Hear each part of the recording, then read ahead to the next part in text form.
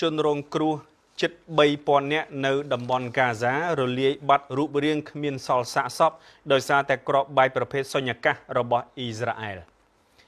ការស៊ើបអង្កេតថ្មីមួយចេញផ្សាយដោយកាសែត Al Jazeera កាលពីពេលថ្មីនេះរកឃើញថាអ៊ីស្រាអែលបានប្រើប្រាស់គ្រាប់បែក Thermobaric ជាប្រភេទគ្រាប់បែកបង្កើតសម្ពាធនិងកម្ដៅដោយបង្កើតជាសុញ្ញកាសដើម្បីវាយប្រហារលើតំបន់កាហ្សាបណ្ដាលឲ្យជនស៊ីវិលជិត3000នាក់រលាយបាត់រូបរាងគ្មានសល់សាកសពសូម្បីបន្តិចហើយនេះគឺជាតួលេខចាប់តាំងពីសង្គ្រាមផ្ដើមផ្ទុះឡើងនៅក្នុងខែតុលាឆ្នាំ2023មន្ត្រីការពារជនស៊ីវិលក្នុងតំបន់រងផលប៉ះពាល់បានប្រើប្រាស់វិធីសាស្ត្រផ្ទៀងផ្ទាត់ចំនួនសមាជិកគ្រួសារនិងចំនួនសាកសពដែលប្រមូលបានដើម្បីបញ្ជាក់ពីការបាត់ខ្លួននេះខណៈអ្នកជំនាញពន្យល់ថាកម្ដៅកម្រិតជាង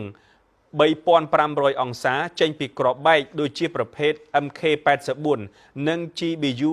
39អាចធ្វើឲ្យជាតិទឹកក្នុងរាងកាយរបស់មនុស្សផ្ទុះបែកចេញពីកោសិកាមកតែម្ដងនិងធ្វើឲ្យរាងកាយមនុស្សរលាយคล้ายជាផេះក្នុងរយៈពេលត្រឹមតែប្រមាណវិនាទីប៉ុណ្ណោះអ្នកជំនាញចាត់ទុកថាការប្រើប្រាស់អាវុធដែលបង្កឲ្យមានការបំផ្លិចបំផ្លាញយ៉ាងរន្ធត់និងមិនអាចបែងចែករវាងជនស៊ីវិលនិងក្រុមសកម្មប្រយុទ្ធនេះគឺជាឧក្រិដ្ឋកម្មសង្គ្រាមនិងជាការប្រឡាយពូជសាសន៍ដែលត្រូវតែមានការទទួលខុសត្រូវបូករួមទាំងប្រភពដែលផ្គត់ផ្គង់អាវុធទាំងនោះដែរទោះបីជាមានដីកាចាប់ខ្លួននាយករដ្ឋមន្ត្រីអ៊ីស្រាអែលពីតុលាការឧក្រិដ្ឋកម្មអន្តរជាតិ ICC ក៏ដោយក៏ការវាយប្រហារនៅតែបន្តខណៈដែលក្រុមគ្រួសារជនរងគ្រោះជាច្រើននៅតែបន្តតាមរកបំណែកសាកសពសាច់ញាតិដែលបានរលាយបាត់រូបរាងក្នុងភ្នក់ភ្លើងសង្គ្រាមដ៏សាហាវនេះជាមួយនឹងភាពសោកសង្រេងជាទីបំផុត។